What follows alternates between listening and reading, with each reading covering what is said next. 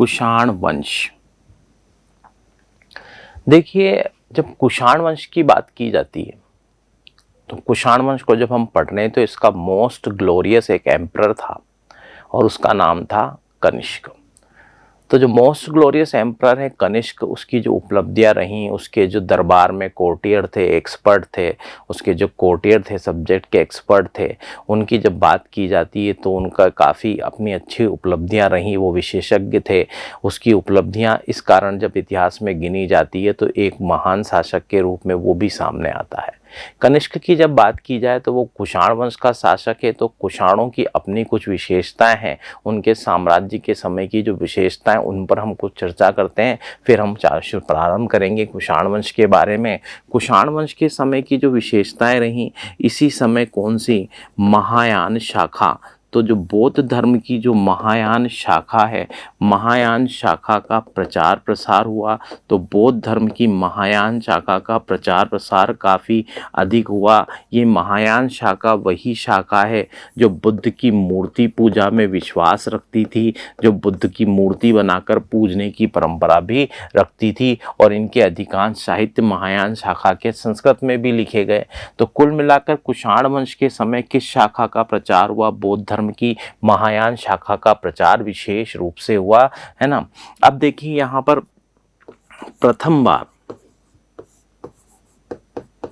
ऐसा हुआ कि हिंदू देवता मानवीय स्वरूप में दिखाए गए। तो हिंदू देवताओं को मानवीय स्वरूपों में दिखाया जाना, ये परंपरा आरंभ हुई, क्योंकि कहीं न कहीं धर्मों की आपसी प्रतिस्पर्धा भी थी। बौद्ध धर्म और सनातन धर्म या वैदिक धर्म, ब्राह्मण धर्म की जो प्रतिस्पर्धा थी उस पर प्रभाव पड़ता है, और हिंदू देवता भी किस रूप में दिखाए जाने लगे? मानवीय रूप में दिखाए जाने लगे। इसके अलावा यहाँ पर गांधार शैली का विकास हुआ। तो मूर्ति कला की गांधार शैली का विकास होता है, जिसमें पारदर्शक कपड़ों को दिखाया जाना, बुद्ध को बोधिसत्व अवस्था में दिखाया जाना, ये उसकी विशेषताएं मिलती हैं। बोधिसत्व अवस्था क्या है? ये वो अवस्था है, बोधिसत्व किसे कहा जाता है कि जबकि बुद्ध आशीर्वाद दे रहे हैं, अर्थात मार्ग पथ प्रदर्शक कर रहे हैं, और इस तरह की अवस्था की मूर्तियां बोधिसत्व मूर्तियां कहलाती हैं। तो ऐसे बौद्ध धर्म के साधु जो कि स्वयं निर्वाण इसलिए नहीं ले रहे हैं ताकि वो अन्य लोगों को मोक्ष का या बौद्ध धर्म के निर्माण का मार्ग बता सकें, उन्हें बोधिसत्व कहा जाता था। तो कुल मिलाकर ये बौद्ध धर्म का प्रचार प्रसार भी करते थे, जो बोधिसत्व के रूप में जाने जाते हैं। अब देखें यहीं पर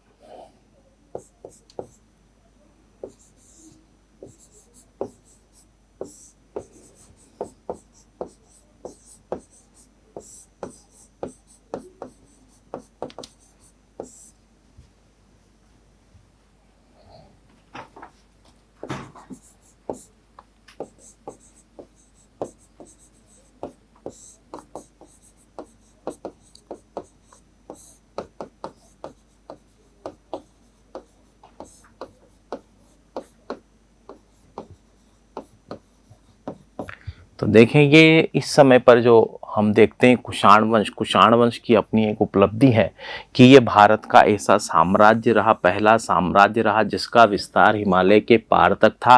हिमालय के पार से तात्पर्य ये है कि यहाँ पर यह चाइना तक इसका विस्तार था।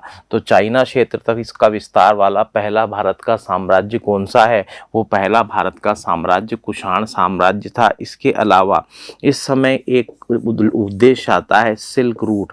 तो ये क्वेश्चन भी काफ़ी पूछा जाता है, ये जो प्रसिद्ध सिल्क मार्ग है ये किस साम्राज्य से संबंधित है? तो सिल्क रूट की बात करें तो सिल्क मार्ग, रेशम का मार्ग, प्रसिद्ध सिल्क रूट की जब बात की जाती है तो प्रसिद्ध इसे कहा जाता है प्रसिद्ध रेशम का मार्ग। तो यहाँ पर देखिए चाइना और मध्य एशिया के बीच में जो साम्राज्य पड़ता था वो साम्राज्य आता था कुषाण साम्राज्य। तो यहाँ से जो रेशम का व्यापार होता, तो मध्यस्थ के रूप में रेशम का जो व्यापार होता, तो उससे कर के रूप में जो रेशम के व्यापार से आय होती थी, कर के रूप में जो टैक्स वसूला जाता था, वो प्रमुख आय का स्रोत था। किसके लिए? कुषाण वंश के लिए स्रोत था। तो कुषाण वंश के पास आय का एक बहुत अच्छा स्रोत था, इसीलिए इस मार्ग को जो नॉर्थ इंडिया में था, नॉर्थ इंडिया से के आसपास से गुजरता था, उसे रेशम मार्ग कहा जाता है, सिल्क रूट कहा जाता है। अगर आपसे पूछा जाए ये बताइए कुषाणों की आय का, कुषाण साम्राज्य की इनकम का सबसे महत्वपूर्ण स्रोत कौन सा था, तो वो था सिल्क रूट या रेशम मार्ग। तो सिल्क रूट या रेशम मार्ग क्या है? इससे जो आय होती थी, इससे जो टैक्स वसूली की जाती थी, वो कुषाण वंश की उन्नति का एक बहुत बड़ा कारण बना, कुषाण साम्राज्य की आय का एक बहुत बड़ा स्रोत बना। तो कुछ बेसिक फैक्ट हम लोगों ने कुषाण वंश के बारे में देखे कि इस समय गांधार कला का विकास होता है, हिंदू देवता मानवीय स्वरूपों में सामने आते हैं, उन्हें चित्रों में उन्हें पेंटिंग्स में या मूर्तियों के रूप में मानवीय स्वरूपों में दिखाया जाने लगा। अगर हम यहाँ बात करें बौद्ध धर्म की महायान शाखा का भी यहाँ प्रचार हो रहा है। हाँ, ये स्थिति बनी कि बौद्ध धर्म एक विश्व धर्म बनकर खड़ा हुआ, तो उसमें इस प्रचार प्रसार का बहुत बड़ा योग है। बोधिसत्वों का महत्व बड़ा। बोधिसत्व कौन थे? बौद्ध धर्म के वो साधु जो स्वयं निर्वाण इसलिए नहीं ले रहे हैं ताकि दूसरों को निर्वाण का मार्ग बता सकें। तो बोधिसत्वों का महत्व भी किस समय पर बढ़ा? कुषाण शासन के दौरान बढ़ा। तो इनमें जो सबसे महत्वपूर्ण शासक है, कुषाण वंश के जो शासकों की बात कर रहे हैं, जिनका साम्राज्य हिमालय के पार चाइना वाले क्षेत्र तक, तिब्बत वाले क्षेत्र तक था, तो ये पहला साम्राज्य बना जिसने हिमालय पार भी अपनी सत्ता स्थापित की। तो यहाँ पर ये वास्तव में तो मूल निवासी कहाँ के थे? अगर कुषाणों की बात की जाए तो ये कहाँ से भारत में आए? इनका चीन से भारत में प्रवेश हुआ, चाइना से भारत में प्रवेश हुआ। तो ये मूल रूप से तो रहने वाले कहाँ के थे? चाइना के थे। लेकिन जब ये भारत में आए तो भारतीय संस्कृति में रंग गए और इन्होंने भारतीय धर्म को या सनातन धर्म को भी स्वीकार किया, जो इनके सिक्कों पर उपस्थित देवताओं के चित्रों से पता चलता है।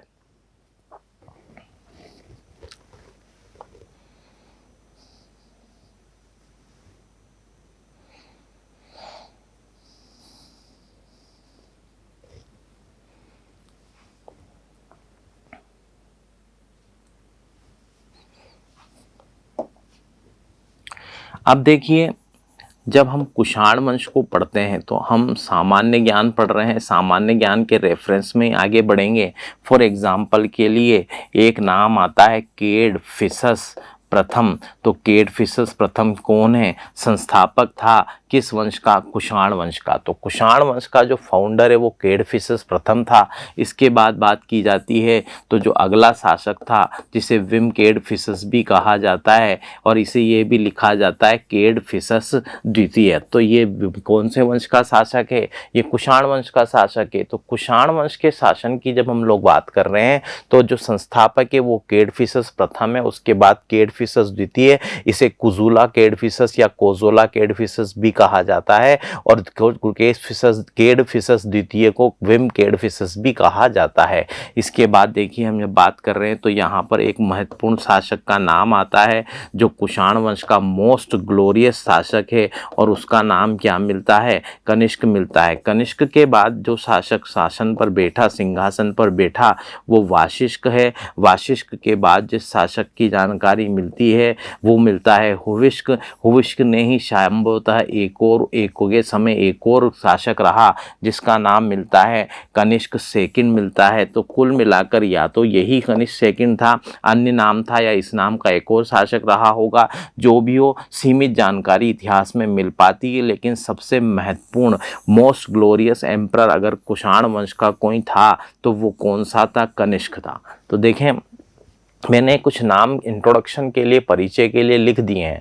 अब देखिए, इतिहास की जगह अभी हम क्या पढ़ रहे हैं, इसे सामान्य ज्ञान के रूप में पढ़ रहे हैं। तो एक एक इतिहास के शासक को न पढ़कर वहाँ हम कोशिश करेंगे कि हमें मैक्सिमम अपॉर्चुनिटी मिल जाए जहाँ से अच्छे क्वेश्चन बनते हैं प्रतियोगी परीक्षाओं में। तो कुल मिलाकर यहाँ जो प्रतियोगी परीक्षा के क्वेश्चन के दृष्टिकोण से महत्वपूर्ण है, इस वंश को जब हम आज पढ़ रहे हैं तो इसमें सबसे महत्वपूर्ण शासक कौन सा है? कनिष्क, जिसके ऊपर और उसके दरबारियों के ऊपर क्वेश्चन बनते हैं और एक इम्पोर्टेंट चैप्टर बन जाता है ये इस तरह से प्रतियोगी परीक्षाओं का।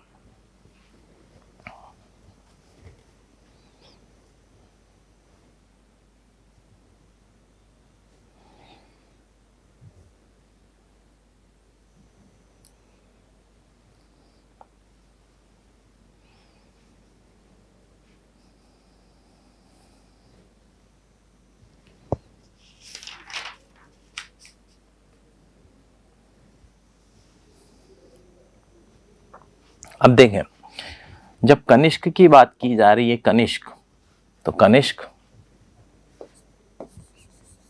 यह कुषाण वंश का सबसे प्रभावी शासक था। तो कुषाण वंश का सबसे प्रभावी शासक कौन था? कुषाण वंश का सबसे प्रभावी शासक कौन था? वो था कनिष्क। कनिष्क के बारे में, कनिष्क 78 ईस्वी, तो स्टूडेंट सुनेंगे 78 ईस्वी में, 78 एडी में कनिष्क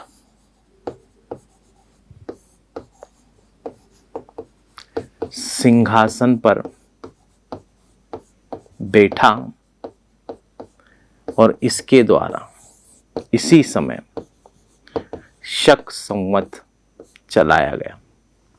तो देखिए, क्लास में पहले भी एक दो बार चर्चाएं हो चुकी है शक संवत के ऊपर, पर क्योंकि शक संवत कनिष्क वंश से संबंधित है इसलिए कुछ फैक्ट यहाँ पर फिर दोबारा डिस्कस कर रहा हूँ, क्योंकि क्वेश्चन बनते हैं जीके के, इसलिए आप लोगों के लिए महत्वपूर्ण है। तो यहाँ पर एक बार फिर मैं डिस्कस करूँगा यहाँ पर कि यह जो शक संवत है, ये शक संवत किसके द्वारा चलाया गया था? कुषाण शासक कनिष्क के द्वारा। लेकिन लंबे समय तक शकों ने भी प्रयोग किया, इसलिए इसको शक संवत कहा जाता है। इसी संवत को शालिवाहन संवत कहा जाता है। शक संवत ही शालिवाहन संवत और शकास्त संवत भी कहलाता है।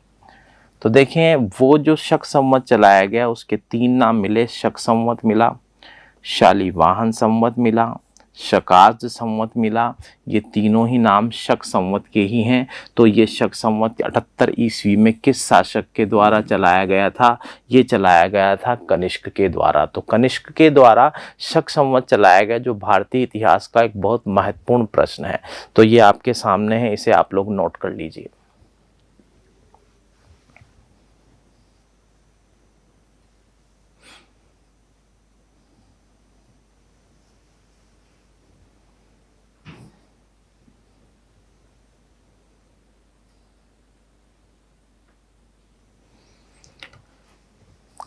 देखें, शक संवत भारत का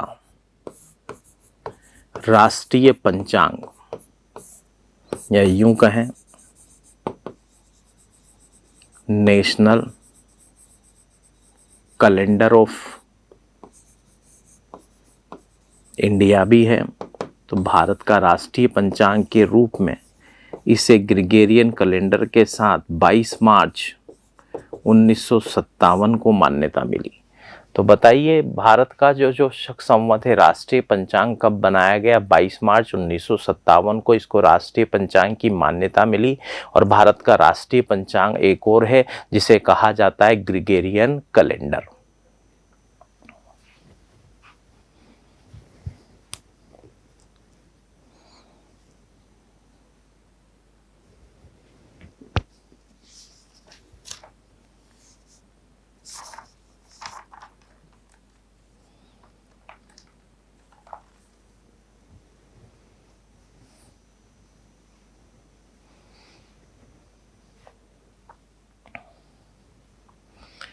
देखें कनिष्क के समय की अन्य उपलब्धियों में जो फोर्थ बौद्ध संगीति थी, जिसका अध्यक्ष कौन था? वसुमित्र। वो कुंडल वन कश्मीर में कनिष्क के समय आयोजित की गई। तो कुल मिलाकर इतिहासकार मानते हैं जब कनिष्क का शासन का समय रहा था, कनिष्क के शासनकाल के आसपास ही चतुर्थ बौद्ध संगति का आयोजन हुआ होगा। तो यहाँ पर ये उपलब्धि मानी जाती है कि संभवतः इस समय कनिष्क का शासन रहा होगा और ये बौद्ध संगति उस समय आयोजित की गई होगी। तो हम लोगों ने पहले भी लिखा हुआ है इसके बारे में, बौद्ध संगति के बारे में। यहाँ पर तो 78 ईस्वी की जब हम बात करते हैं, वो सिंहासन पर बैठा और किस संवत का प्रारंभ किया? शक संवत, शालिवाहन या शकास्द इसी के नाम है।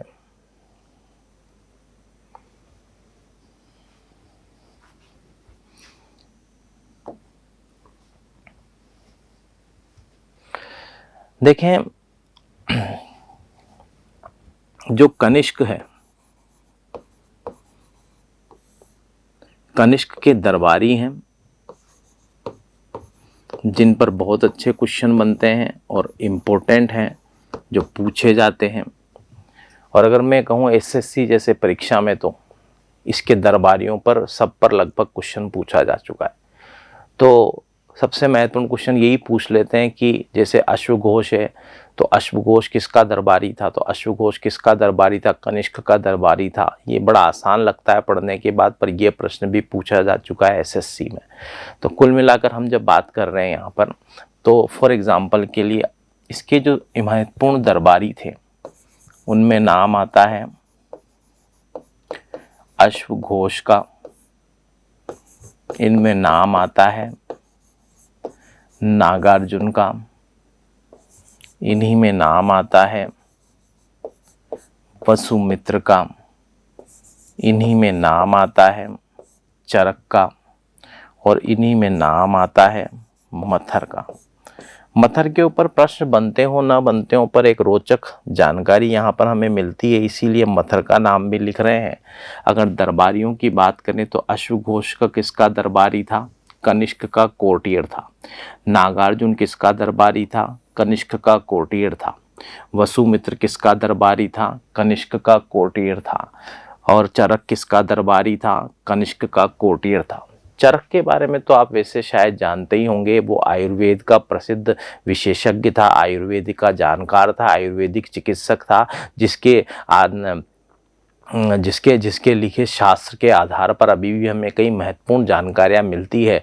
तो कुल मिलाकर उसके द्वारा चरक संहिता लिखी गई, जो चिकित्सा शास्त्र का महाकोश कहलाता है, विश्वकोश कहलाता है। तो चिकित्सा शास्त्र का विश्वकोश है, मेडिकल साइंस का विश्वकोश, एनसाइक्लोपीडिया किसे कहा जाता है? वो चरक संहिता को कहा जाता है। तो अभी हम लोगों ने जब यहाँ देखा है, नाम देखे हैं, हमने नाम लिखे हैं प्रमुख दरबारियों के जो नाम लिखे हैं यहाँ पर, ये कनिष्क के प्रमुख दरबारी हैं। इनकी उपलब्धियां या इनके बारे में भी ब्रीफ में इंट्रोडक्शन लेंगे।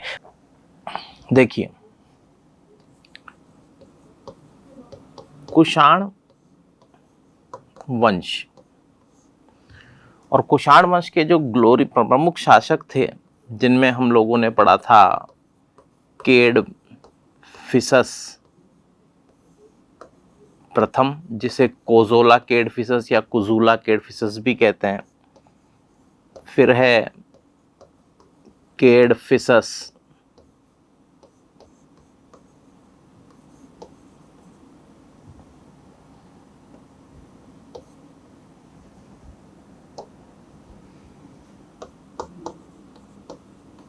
द्वितीय,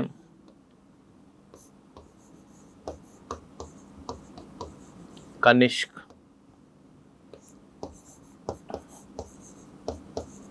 वाशिष्क,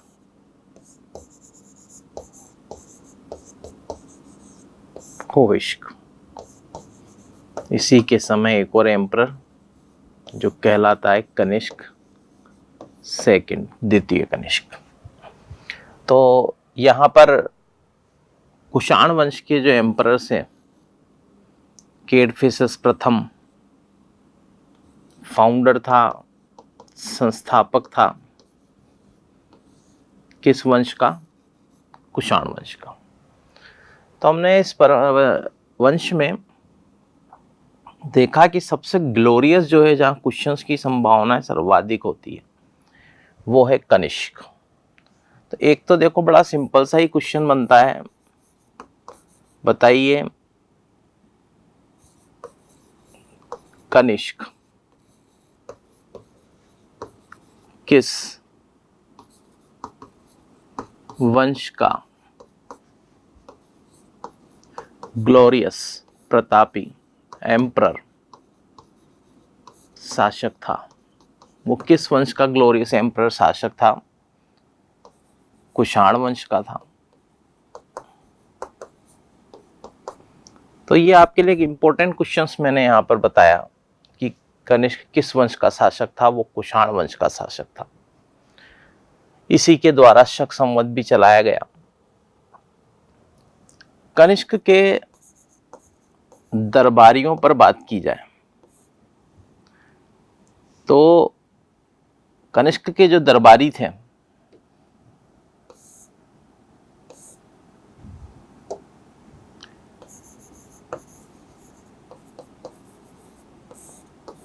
उनमें जो प्रमुख हैं जिन पर क्वेश्चंस बनते हैं,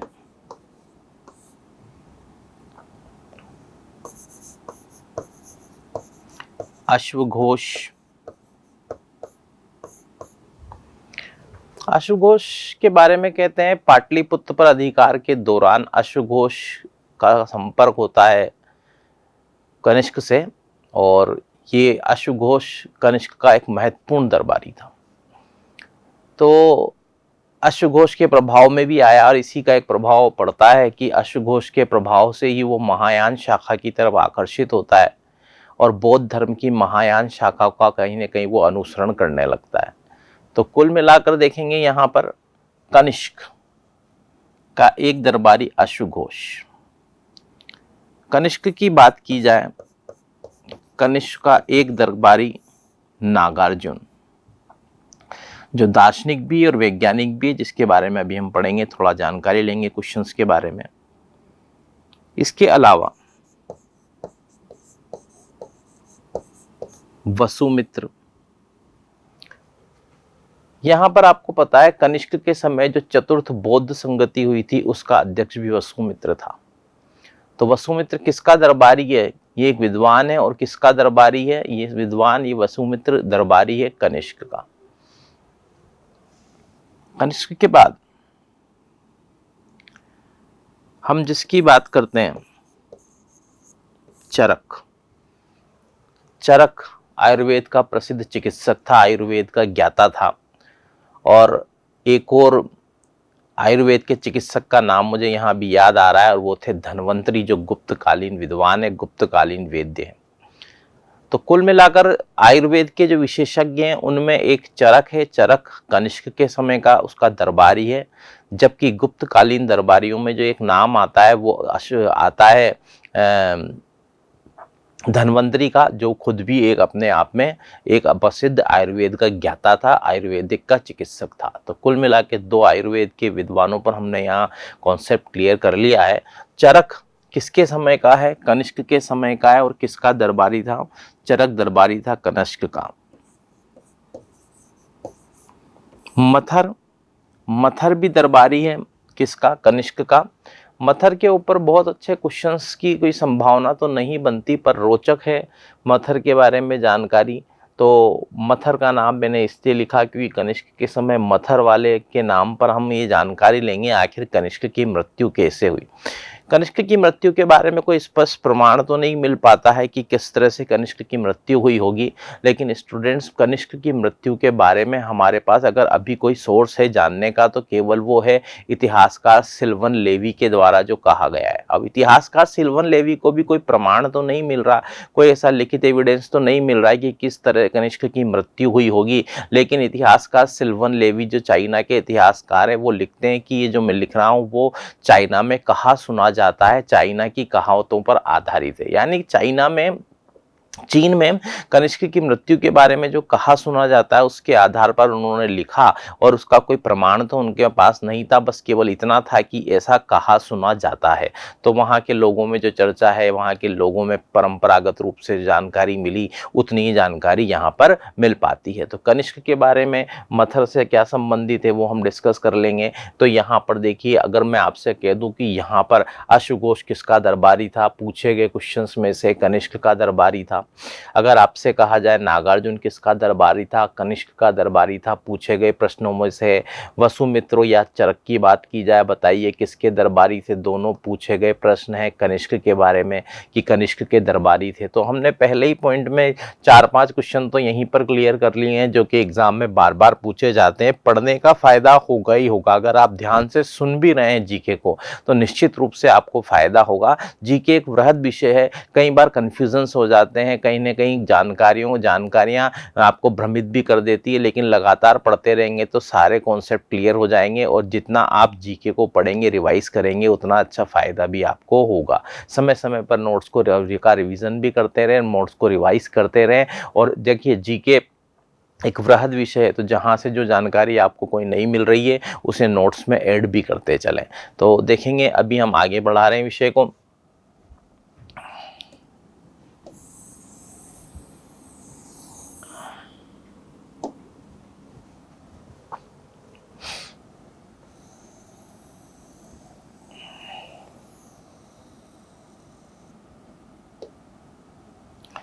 तो कनिष्क के दरबारियों में जब हम अश्वघोष की बात करते हैं, ये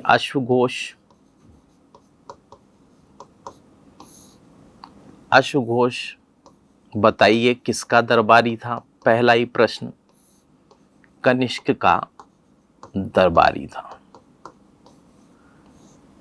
तो अश्वघोष की बात की जाए, अश्वघोष कहीं न कहीं महायान शाखा से संबंधित था। महायान शाखा का प्रभाव इसके ऊपर था, और इसीलिए कहीं न कहीं ये प्रभाव कनिष्क के ऊपर भी दिखाई देता है। तो अश्वघोष की बात की जाए तो अश्वघोष के द्वारा एक साहित्य लिखा गया, बुद्ध चरित की रचना। बताइए, बुद्ध चरित नामक साहित्य किसके द्वारा लिखा गया? इसके द्वारा पुस्तक लिखी गई ललित विस्तार, इसके द्वारा जो पुस्तक लिखी गई सूत्रालंकार, ये पुस्तकें किसके द्वारा लिखी गई है? ये अश्वघोष के द्वारा लिखी गई पुस्तकें हैं। तो सूत्रालंकार, इसके द्वारा एक पुस्तक लिखी गई सौंदर्यानंद, ये पुस्तक भी लिखी गई। तो अश्वघोष के द्वारा जो पुस्तकें लिखी गई उनमें एक जो बड़े महत्वपूर्ण है, बुद्ध चरित की रचना। बुद्ध चरित की रचना, इसी को तो स्टूडेंट्स कहा जाता है बौद्धों की रामायण। तो बताइए, किस साहित्य को बौद्धों की रामायण कहा जाता है? स्टूडेंट्स, बड़े महत्वपूर्ण प्रश्नों में एक, बौद्धों की रामायण किसे कहा जाता है? बौद्धों की रामायण किसे कहा जाता है? बौद्धों की रामायण अश्वघोष की रचना बुद्ध चरित को कहा जाता है। इसे कमल के पुष्प पसंद थे अश्वघोष को, और ये कहीं न कहीं नारी के से घृणा करता था, ऐसा इसके साहित्यों को भी पढ़ के पता लगता है, जिसमें वो नारी की तुलना नागिनों से करता है। तो अश्वघोष के बारे में कहा जाए तो अश्वघोष ने बुद्धचरित भी लिखा, जिसे बौद्धों की रामायण कहते हैं। तो बौद्धों की रामायण के ऊपर क्वेश्चन बनता है कि कौन सी पुस्तक, कौन सी रचना बौद्धों की रामायण कहलाती है? वो बुद्धचरित कहलाती है। और अगर आपसे पूछ लिया जाए, बताइए बुद्धचरित का रचनाकार कौन था, तो आपके लिए क्वेश्चन क्लियर हो गया है। बुद्धचरित का जो रचनाकार था वो कौन था? वो अश्वघोष था। तो नोट कर लीजिए नोट्स को।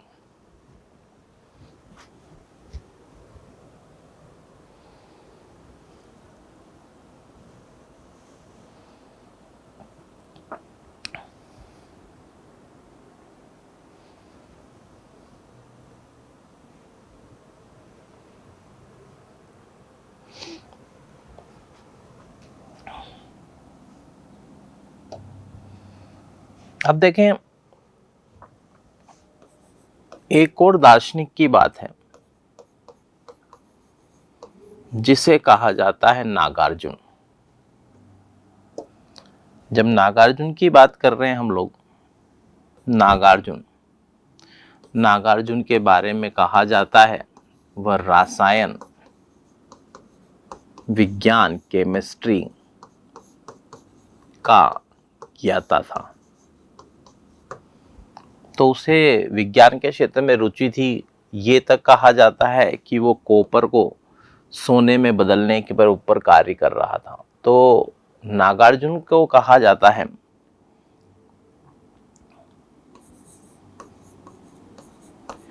Indian Einstein. इंडियन आइंस्टीन, भारतीय आइंस्टीन कहलाने वाला व्यक्ति कौन है? वो है नागार्जुन। इसने अपनी पुस्तक माध्यमिका सूत्र में फिजिक्स का एक सिद्धांत कहें,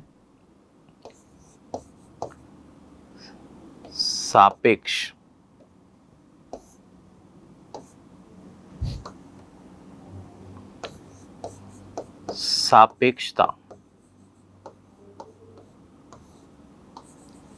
का सिद्धांत दिया। तो देखिए, इसे इंडियन आइंस्टीन कहा जाता है। किस भारतीय दार्शनिक को इंडियन आइंस्टीन कहा जाता है? तो भारतीय दार्शनिक है, एक वैज्ञानिक के रूप में भी हम इसे महत्व दे सकते हैं। इंडियन आइंस्टीन कहा गया, आइंस्टीन से उसकी तुलना की गई है क्योंकि इसने सापेक्षता का सिद्धांत दिया था माध्यमिका सूत्र नामक पुस्तक में। तो यहाँ पर देखें, यह एक वैज्ञानिक ही नहीं, यह एक दार्शनिक भी था। तो एक फिलोसोफर भी है, दार्शनिक की भूमिका भी है। नागार्जुन की तुलना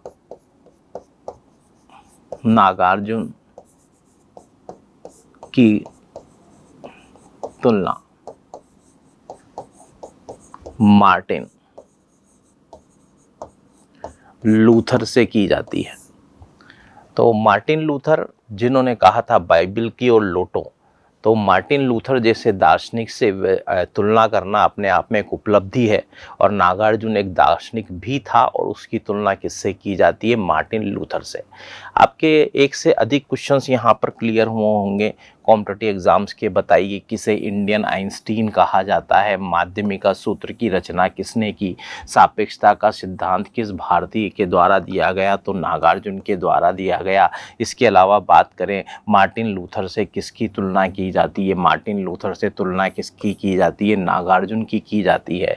तो वैज्ञानिक ही नहीं, दार्शनिक भी था, वो फिलोसोफर भी था, साइंटिस्ट भी था नागार्जुन, जो किसके दरबार में था? कनिष्क के दरबार में था। तो सबसे पहले महत्वपूर्ण प्रश्नों की बात अगर हम लोग कर रहे हैं तो ये था कौन? यह कनिष्क का दरबारी था। और मैं बहुत विश्वास से कह रहा हूँ, यह जितने भी दरबारी हैं, कोर्टियर हैं, उनके ऊपर मिनी आईएएस एसएससी में पहले क्वेश्चन बन चुके हैं कि ये किसका दरबारी था। तो नागार्जुन जैसा विद्वान किसका दरबारी था? आपके सामने क्लियर है, वो कौन था? वो कनिष्क का दरबारी था। तो आप इसे नोट कर लीजिए अपनी नोटबुक में, जो आपके एग्जाम में सक्सेस का बेस बनेंगे।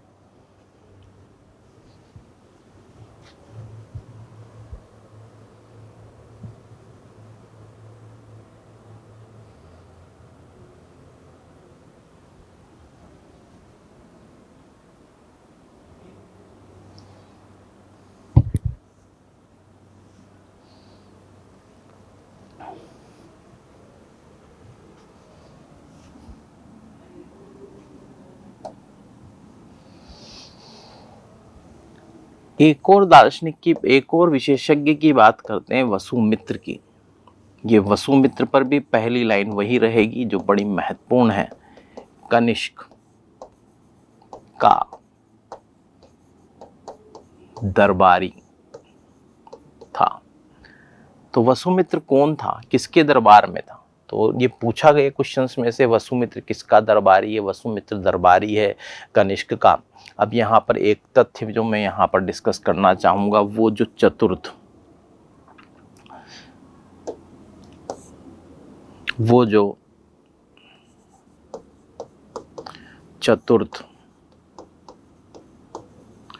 बौद्ध संगीति, इसे लिखेंगे फोर्थ बौद्ध कॉन्फ्रेंस। वो चतुर्थ बौद्ध संगति का जो आयोजन किया गया था वो कहाँ किया गया था? कुंडलवन कश्मीर में किया गया था। कुंडलवन कश्मीर में जो आयोजन किया गया उसका चतुर्थ बौद्ध संगति का जो अध्यक्ष था वो भी कौन था? वसुमित्र था। तो देखो, वसुमित्र के बारे में जो बड़ा महत्वपूर्ण फैक्ट यहाँ पर डिस्कस कर रहा हूँ, इसके द्वारा एक साहित्य लिखा गया जिसे कहा जाता है महाविभाषा। बताइए, महाविभाषा का रचनाकार कौन है? महाविभाषा का रचनाकार कौन है? महाविभाषा का रचनाकार कौन है जिसे हम लोग पढ़ ही रहे हैं, वो कौन है? वसुमित्र। तो वसुमित्र के द्वारा महाविभाषा की रचना की गई। और एक और महत्वपूर्ण फैक्ट, यह महाविभाषा को ही क्या कहा जाता है? बौद्ध धर्म का विश्व कोश।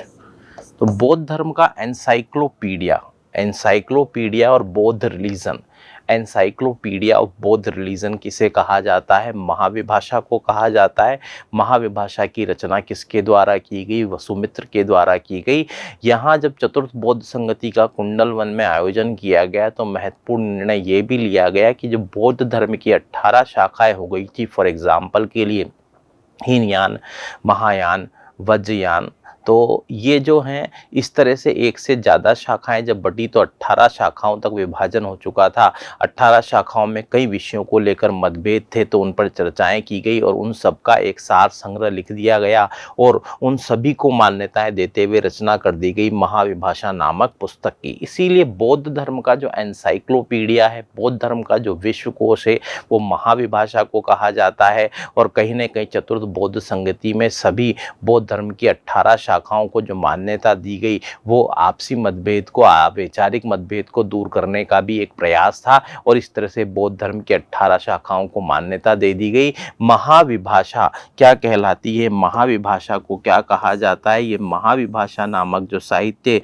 इसी को कहा जाता है बौद्ध धर्म का विश्वकोश कहा जाता है, जिसकी रचना किसके द्वारा की गई थी? वसुमित्र। बताइए, चतुर्थ बौद्ध संगति का अध्यक्ष कौन था? वो भी कौन था? वसुमित्र था। तो आपको मैंने सामने जानकारी दी है वसुमित्र के बारे में, जो आप नोट कर सकते हैं।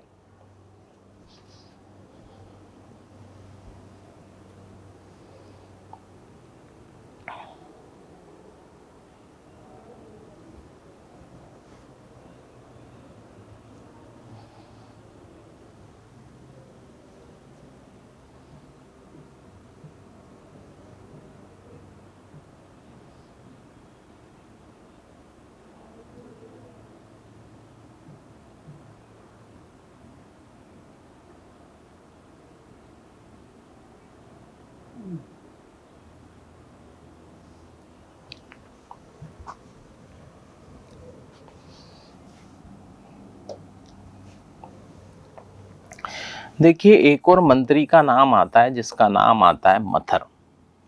मथर कौन था? मथर दरबारी है। मथर भी दरबारी था। किसका? मथर दरबारी था कनिष्क का। तो मथर जो दरबारी है, जो कोर्टियर है, वो कनिष्क का कोर्टियर है और कहा जाता है कनिष्क विश्व विजय करना चाहता था। अब देखिए, विश्व विजय एक बड़ा लक्ष्य है, बड़ा सपना था उसका। तो उसने ये बात मथर से कही। मथर क्योंकि विद्वान था, इसलिए मथर ने ये कहा कि आप ये बात आप किसी और से मत कहना, तो किसी और को ये पता नहीं लगना चाहिए।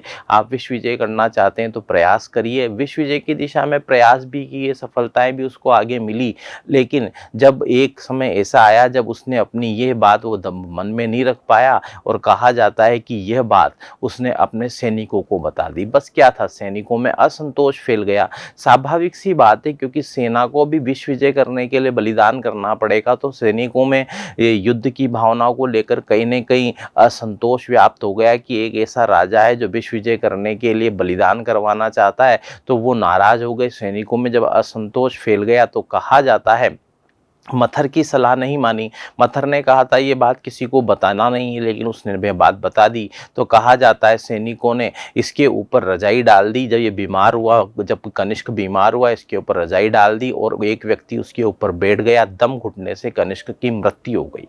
अब देखिए, जो तथ्य मैंने आपके साथ शेयर किया है इसका कोई प्रमाण नहीं है, लेकिन ये बात इस आधार पर आपसे कही गई है कि इतिहासकार का नाम मिलता है सिल्वन लेवी। मैं यहाँ एक नाम लिख देता हूँ। जो इतिहासकार ने तथ्य दिया है, वो जो इतिहासकार है, एक्सपर्ट ऑफ हिस्ट्री है, हिस्टोरियन है, वो कौन है, उनका नाम मिलता है सिल्वन लेवी। ये सिल्वन लेवी ने ये जो कहा है वो किसके ऊपर कहा है, ये चीनी या चाइना वाले क्षेत्र में चीनी की कहावतों पर, चीनी कहावतों पर आधारित उन्होंने बात कही है।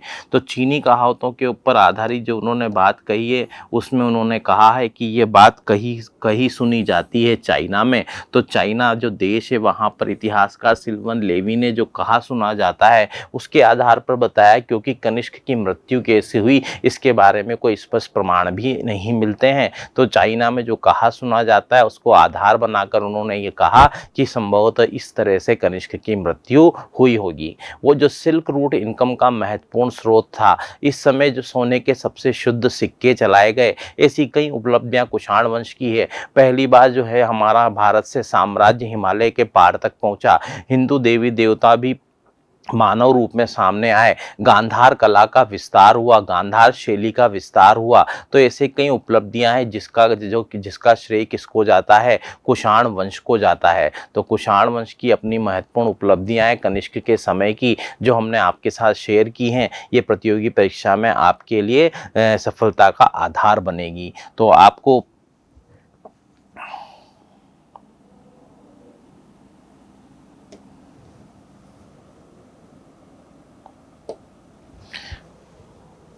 देखिए, हमने जब शुरुआत की थी तो मैंने आपको कहा था, हम कनिष्क के प्रमुख दरबारियों पर तो पूछा ही गया है कि अश्वघोष किसका दरबारी था, कनिष्क का नागार्जुन किसका दरबारी था, कनिष्क का वसुमित्र किसका दरबारी था, कनिष्क का चरक किसका दरबारी था, कनिष्क का मथर पे नहीं पूछा जाता। क्वेश्चन ज़्यादा महत्वपूर्ण तो नहीं है, लेकिन मथर के साथ जुड़ी हुई जो घटना है, मथर के साथ, वो उसकी मृत्यु के बारे में स्पष्ट करती है। कनिष्क की मृत्यु कैसे हुई होगी, इसलिए हमने उसको डिस्कशन किया।